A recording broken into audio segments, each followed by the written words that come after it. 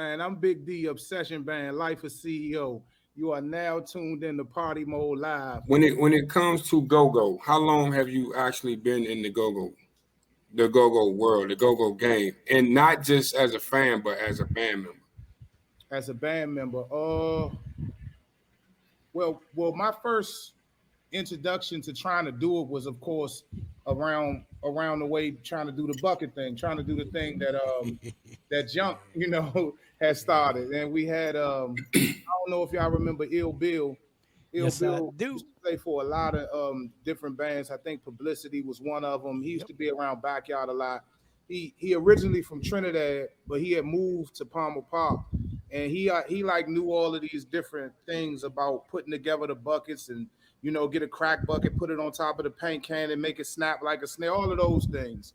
So we didn't even have a name, man. We used to go in the backyard, had a few microphones, an old organ, and all of that, and we was just trying to put something together. So mm, that had to be 80, 88, 89. Yeah, yeah, Yeah, that sounds about right. yeah. As a lead mic, who did you look up to coming into the game? Well, originally I thought I was gonna be the tallest Congo player ever. So I wanted to try to play Congos, but Bill used to always say back then, like your voice sound like Easy E. You should get on the mic, So that's how it got switched over to getting on the mic. But funk, funk and bugs changed everything, man. When my brother brung home that Go Go Live from Landover Mall and put that in the VHS beta, whatever we had, and played it, and I seen Bugs do his thing, and then I seen, of course, Funk Man and that whole Capitol Center um, yelling his name like that. It was like, wow, you know what I'm saying? So I, Yeah. I would say initially it was Funk and Bugs. Back then, you had a lot of the old school bands, um, Air Raid, Oasis, Junkyard, Pepworth. Yeah. It was a lot of bands back then, but you had a lot of people back then. Go Go was it. It Hmm. was it. I mean, everybody wanted the band back then. How important was it for you to make the transition where you went from then to now? How was it?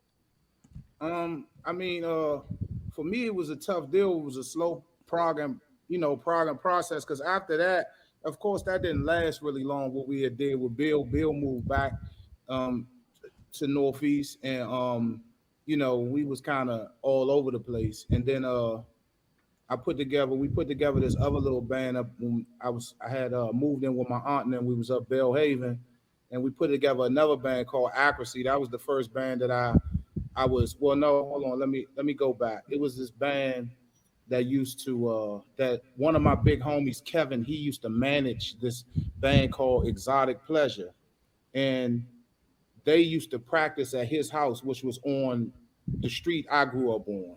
But they were all from like 37th and Eli, and all from Southeast. Had a guy named Black Lead talking, but of course, a lot of the members was into the streets.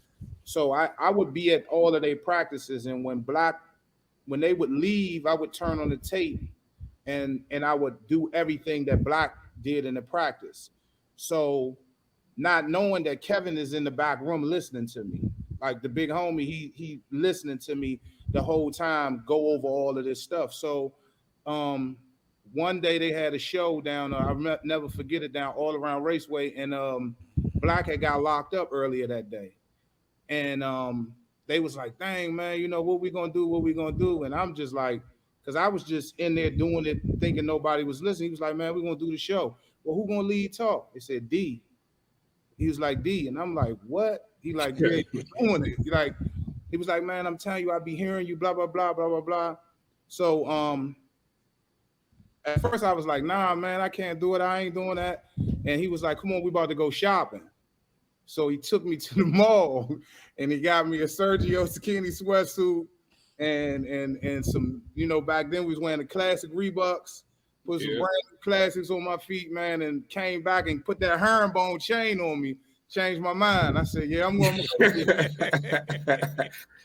made you feel that swag, right? Exactly.